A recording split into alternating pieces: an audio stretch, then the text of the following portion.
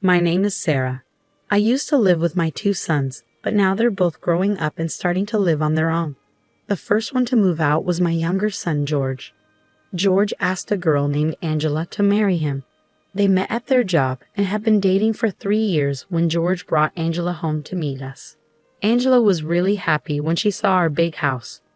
She works as an architect, so seeing a spacious home made her very excited. She also mentioned she's studying to become an interior decorator. I was curious about that, so I decided to study alongside her. At my age, it was a great pleasure to learn new things with someone else. A month after George introduced Angela, my older son Robert brought his girlfriend Karen to meet us. Karen looked noticeably younger than Robert. "Hi. We're planning to get married in 6 months, so get ready for lots of congratulations," she said right away.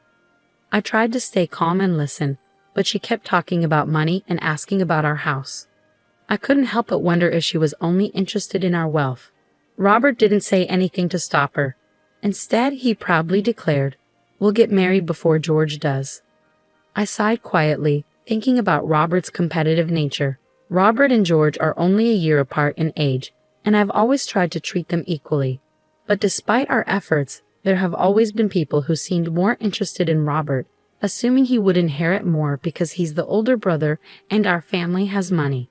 Surprisingly, some people would put down George by unfavorably comparing him to Robert. Hearing this repeatedly, Robert started believing he had to be better than George just because he was the older brother. As an adult, Robert became fixated on outshining George in everything: grades, number of girlfriends, even number of friends. While I admired his dedication to academics, both George and I were troubled by Robert's constant need to compete, even in areas where it didn't make sense. I'm sure George brought Angela home to one-up me with his fiancé. Robert must have rushed to introduce his girlfriend to gain an advantage over George. When I asked, "How long have you two been together?"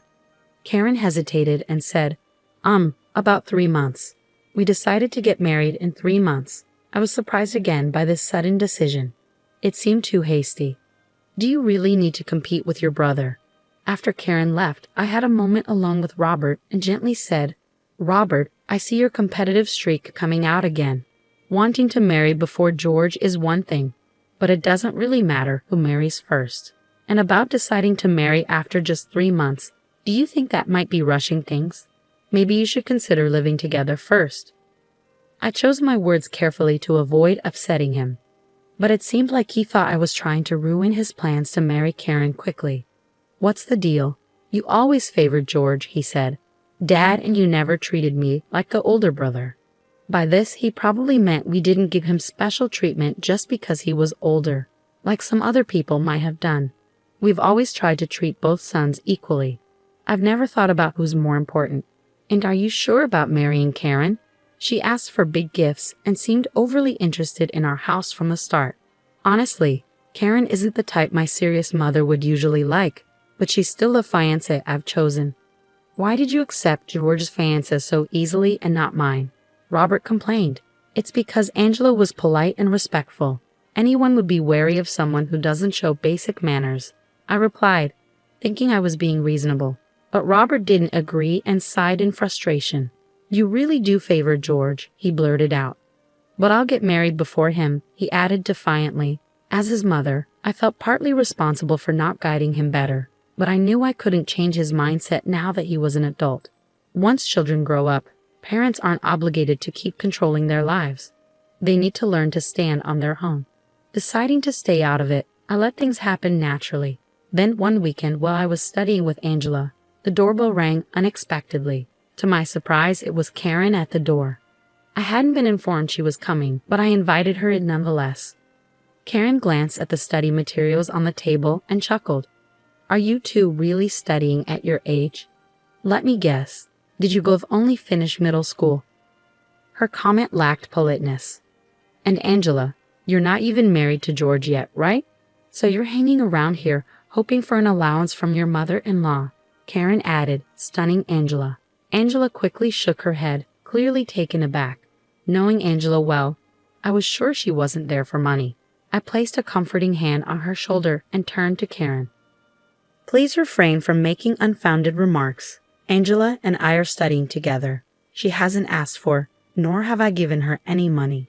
In fact, I know she would refuse even if I offered, I said firmly. Angela nodded vigorously in agreement. She's genuinely polite and wouldn't visit to insult others or discuss money matters.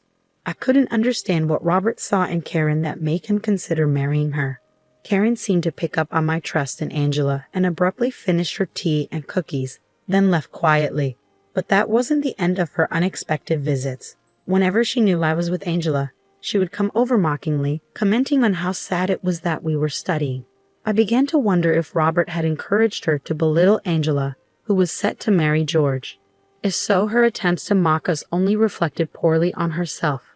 I couldn't quite grasp her true intentions. But I didn't want Angela to feel uncomfortable anymore.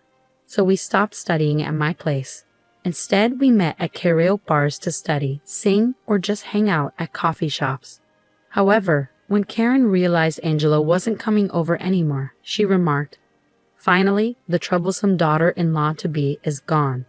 By the way, you should start thinking about leaving this house too, because once Robert and I get married, we'll be living here." Just when I thought she was satisfied, she made the most absurd statement. She told me to leave the house. Excuse me? This is news to me.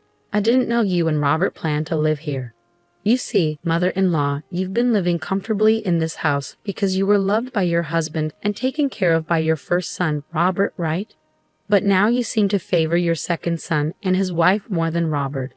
It's only natural for Robert to want you out and say he can't take care of you anymore. True, Robert stays here a lot, even though he has his own place. I guess he finds it easier with me handling things around the house. George, on the other hand, enjoys cooking for himself since moving in with Angela, because Robert is always here. She probably thinks Robert has taken over the house from my husband, and she called me a parasite because she thinks my husband's travels bring in lots of money, and I'm just living an easy life without working. Don't you get it, Mel? Your husband must have grown tired of you, which is why you suddenly want to study and get a job, right? Well, even if you try at your age, you won't achieve much anyway. I had had enough of Karen's presumptuous remarks. Trying to explain that I was studying for personal growth and not for work seemed pointless. Seeing me silent, she probably thought she had struck a nerve and said aggressively, "Don't interfere in our lives except for weddings and funerals." Honestly, at that moment, I realized I didn't want any relationship with Robert anymore. If he was serious about marrying this girl in the future, why should I tolerate a young woman who insults me and calls me names without knowing me at all? I didn't want to have anything to do with them, not even at weddings or funerals. "Well, let's end our relationship then," I said firmly. With that, I cut ties with both Robert and Karen. Robert was shocked and asked, "Why are you cutting ties?" I replied, "She said not to interfere. If you're curious, ask her yourself." Then, I blocked all their contact information. Even though my husband was overseas, I could still reach him if needed. I was tired of hearing Karen's name every day. To leave, I discussed the situation with my husband, and we decided to move. 6 months after cutting ties with Karen and Robert, my phone suddenly rang. I didn't recognize the number, but when I answered, it was Karen. "Hey Mel, why didn't you come to our wedding? It's strange for the groom's parents to be absent," she said. I was surprised and responded, "Excuse me? After we cut ties, why would I attend your wedding?" "We may have cut ties, but shouldn't you at least come to our wedding?" She insisted. She probably thinks more guests mean more gifts. But if none of the groom's family, not even his brother, were there, it would be awkward. "You did something, didn't you, Mel? You told everyone not to come to our wedding," she accused. "That's just absurd. Isn't the absurd part on your end? Did you choose your wedding date after seeing the invitation for George and Angela's wedding? Scheduling your wedding the day before your brother-in-law's is really unreasonable. Trying to overshadow your own brother is just wrong." "Shut up. Robert is the oldest, so he's the one who will inherit Dad's large fortune and the house. Everything revolves around Robert because he's superior." I sighed deeply. Prioritizing Robert? My husband and I have never favored one son over the other. We've always treated Robert and George equally. If Robert feels differently, there's nothing we can do about it.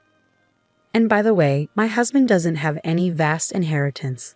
but I've heard Robert's dad travels a lot around the world and rarely returns to the States. Does that suggest he's a wealthy CEO or something? My husband is a photographer. He earns decently, but nowhere near what a big CEO makes. So if you married Robert thinking he's wealthy, you're mistaken. Though Robert does work for a reputable company, so financially you might be okay, I countered. Karen seemed taken aback, but quickly retorted. Fine. Robert and I have a lovely home without you anyway. Oh, speaking of the house, I've put it up for sale and changed the locks. If you were planning to move in after your wedding, you might want to reconsider. You sold it. Since Robert isn't the owner, he can't live there, I stated firmly. Even if you give us the house now, we won't attend your wedding to discuss this. Your wedding is in New York City, right? Yes, that's correct. We're currently in Hawaii, so we won't make it. By the time we could arrive, your ceremony would be over. Actually, George and Angela's wedding was held in Hawaii. They've always dreamed of a Hawaiian wedding, so we flew in a day before. You'd think Robert and Karen would have known that since they received the invitation, I concluded, ending the call as Karen began to cry. I immediately blocked her number. It's unbelievable that they would reach out after we cut ties with them. While we were celebrating George's wedding, it seems Robert and Karen were having issues back home. Then 3 months after we returned, Karen showed up at my new place. Hey Mal, I heard you gave 5 houses to George's wife. Why didn't you give us anything? Well, you called me a parasite and wanted me out, remember? We've cut ties, so we're basically strangers. I don't give anything to strangers. It seems Karen finally realized that the main breadwinner wasn't my globe-trotting photographer husband, but me. She had foolishly cut ties with someone who has an income from properties worth $3 million, which I inherited or purchased. Now let's undo the disavowment. Let's live together again. No thanks. I have no intention of supporting strangers, I firmly stated. Besides, my uncle and aunt have offered to take you both in. I heard you quit your job, thinking Robert had money, and Robert resigned because of fallout from the wedding, right? Well, if both of you are jobless and have terminated your apartment lease, they've offered to help out since they need help on their farm in Nebraska. Wait, that truck outside must be your pickup. I already informed them you were here, I added, looking toward the front door. Someone was approaching, so I quickly opened it. Karen was behind me, shouting, No, I don't want to go. I love city life. But without jobs, there's no way you can afford to live in an expensive city like New York, I reasoned. Eventually, with tears streaming down her face and her makeup ruined, Karen was taken away by my aunt and uncle. They were happy to have extra help, and both Robert and Karen found a place to stay. I felt I had made a good decision. The reason I gave Angela 5 houses was because I trust her to manage them well. It started as a trial, considering the possibility of us living together in the future and continuing to get along. Later on, Robert called the landline. Mom, I'm thinking of divorcing Karen. She's not good at cooking and cleaning, but she insists that since she does household chores and works, I should respect her and give her more money. She even says hurtful things like marrying me was a favor to an older, less ambitious guy like me, and that I should support her. He pleaded for help. I've kept in touch with my aunt and uncle, so I'm aware of their situation. Last month, we found out Karen is pregnant, so divorce might not be approved.